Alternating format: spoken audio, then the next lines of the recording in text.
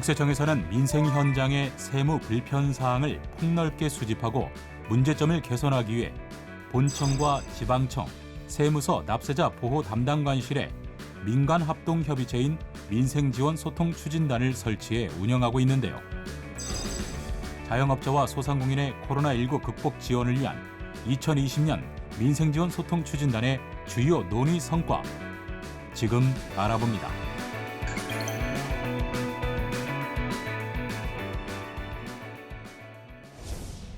민생지원 소통추진단이란 외부위원 등으로부터 수집된 세무 불편과 개선 의견에 대해 매분기 본청과 지방청 정례회의를 거쳐 실질적인 세정지원 방안을 강구하는 민관합동 세정협의체인데요.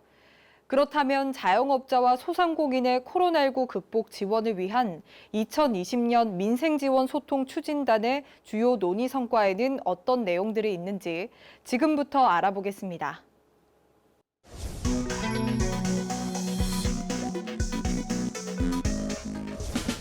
영세 사업자의 대부분은 단순 경비율 신고 대상자로 경비율 적용외 부분이 소득 금액으로 계상되면서 세 부담이 가중돼 법률 개정이 건의됐는데요.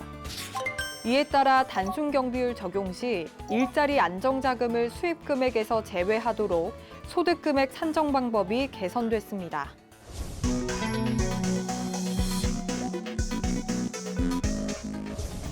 세무전담 인력이 부족한 소기업의 경우 차량 운행 기록부 작성 등의 부수 업무는 납세 협력 부담을 가중시키므로 이를 해소할 수 있도록 법률 개정이 건의됐는데요. 이에 따라 업무용 승용차의 운행 기록부를 작성하지 않은 경우에 비용 인정 기준 금액이 종전 1,000만 원에서 1,500만 원으로 상향됐습니다. 또 가업 상속공제 사후관리 기준도 완화됐는데요.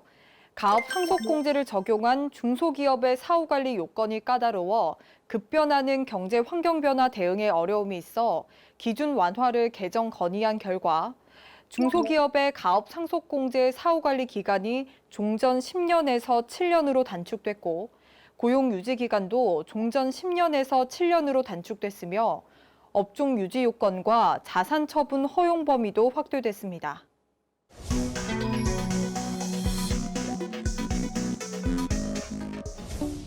(2020년) 상반기 코로나19로 어려움을 겪는 소규모 영세 납세자에 대해 부가가치세 예정고지 유예 및 경감제도 연장이 요청됨에 따라 2021년 1월 부가가치세 예정고지세 환급이 예상되는 감면 대상 사업자를 대상으로 10월 부가가치세 예정고지를 제외하고 소규모 개인 일반 과세자의 부가가치세 감면제도 연장이 시행됐는데요. 아울러 코로나19 피해 사업자가 예정고지 징수유예를 신청한 경우 적극적인 세정 지원이 실시됐습니다.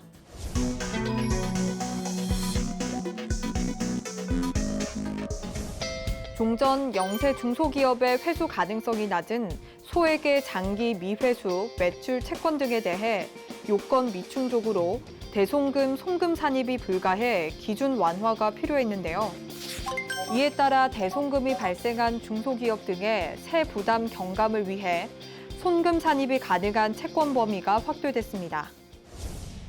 또 고용증대 세액공제 기업에 대한 사후 관리도 완화됐습니다.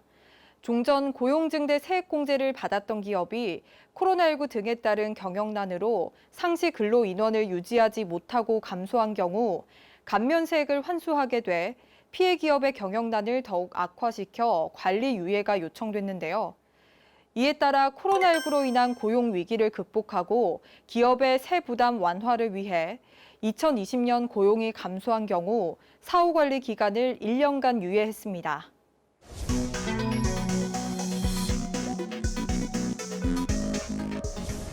종전 실익이 없거나 조기 추심이 가능한 채권 등이 압류 상태로 장기간 방치돼 납세자의 불만과 권익 침해가 발생해 개선 방안 마련이 필요했는데요.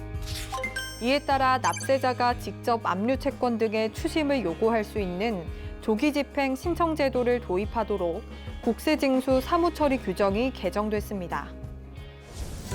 이 밖에도 일용 근로소득 지급 명세서 간편 신고 방식 도입과 홈택스 로그인 방식 중 휴대전화 인증 서비스 도입, 모바일 홈택스 전자증명서 발급 서비스 제공 등 다양한 성과들이 있었는데요. 앞으로도 납세자의 세무 불편 사항을 보다 폭넓게 수집해 실질적인 세정 지원 방안이 계속해서 마련되길 기대하겠습니다.